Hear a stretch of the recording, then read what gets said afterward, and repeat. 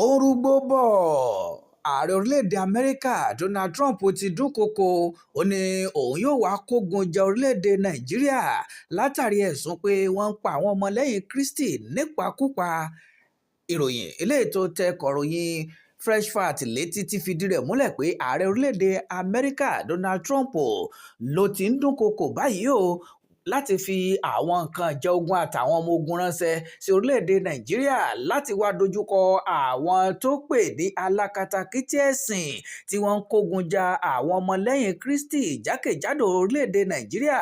Ààrẹ Trump ni ó jẹ́ ohun ìbànújẹ́ àtẹ̀dùn ọkàn fóun pé ìròyìn tó ń tẹ òun lọ́wọ́ òun ni pé wọ́n ń pa àwọn ọmọlẹ́yìn Kristi nípakúpa lórílẹ̀-èdè Nàìjíríà tíjọba orílẹ̀-èdè Nàìjíríà lábẹ́ ààrẹ Bọ́lá Ahmed Tinubu ò sì rí nǹkan kan ṣe sí. Ààrẹ Trump ní 4,000 ó lé díẹ̀ àwọn ọmọ lẹ́yìn Kristi ni wọ́n pàdánù ẹ̀mí wọn jákèjádò àgbáyé. Àmọ́ ṣá ìròyìn tó ń tẹ̀ òun lọ́wọ́ fi hàn wípé 3,000 ó lé òun ni àwọn ọmọlẹ́yìn Kristi tó ti pàdánù ẹ̀mí wọn lórílẹ̀‐èdè Nàìjíríà. Ó lélẹ̀ yìí ò jẹ́ tẹ́wọ́gbà o, nítorí náà ńkọ́ òun ti ránṣẹ́ sí iléeṣẹ́ eléyìí tó ń rí sí ogun jíjà lórílẹ̀‐èdè Amẹ́ríkà pé kán mọ́ gbáradì kán kó àwọn nǹkan ìjà wọn àtàwọn irinṣẹ́ wọn ní kò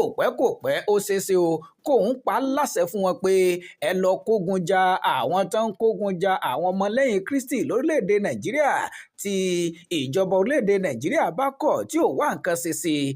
Orílẹ̀-èdè Nàìjíríà ẹ̀wẹ̀ wọn kò tí ì sọ ọ̀rọ̀ lórí ìdúnkòokò ààrẹ Trump eléyìí tó wáyé lọ́jọ́ Sátidé yìí. Àmọ́ síwájú àkókò yìí ni ààrẹ Trump ti ṣàpèjúwe orílẹ̀-èdè Nàìjíríà gẹ́gẹ́ bí orílẹ̀-èdè tẹ́mi àwọn ọmọlẹ́yìn Kristi ti wà nínú ewu tí ìjọba orílẹ̀-èdè Nàìjíríà sì tako ìròyìn ọ̀hún o látàrí pé wọ́n ní bá a ṣe bẹ̀rù la bọ́mọ àti pé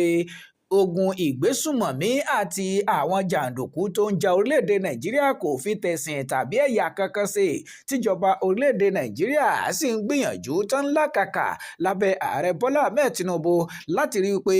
wọ́n dojú ogun kọ àwọn ọ̀bàyéjẹ́ ọ̀hún kí wọ́n sì rẹ́yìn wọn títí di àkókò eléyìí tí àwọn ń sọ lọ́wọ́lọ́wọ́. Àmọ́ ńṣe ni ọ̀pọ̀lọpọ̀ èrò àwọn èèyàn ti yà sọ́tọ̀ọ̀tọ̀ kí gan ni ó ṣẹlẹ̀ lórí bí orílẹ̀-èdè Nàìjíríà ṣe dojúkọ ìpèníjà ìwà agbésùmọ̀mí àti jàǹdùkú torílẹ̀-èdè Amẹ́ríkà náà tún dúnkòokò láti kó ogun wá ja orílẹ̀-èdè yìí. Ẹ mọ tẹ̀lé ojú òpó ìròyìn Fresh Fact, ẹ fọ́lọ̀ wa lórí Facebook, ẹ subscribe ní YouTube, ẹ lọ sójú òpó alátagbà freshfact.com.ng kẹ́ ẹ mọ gbọ́ ìròyìn ọ̀hún lẹ́kùnrẹ́rẹ́.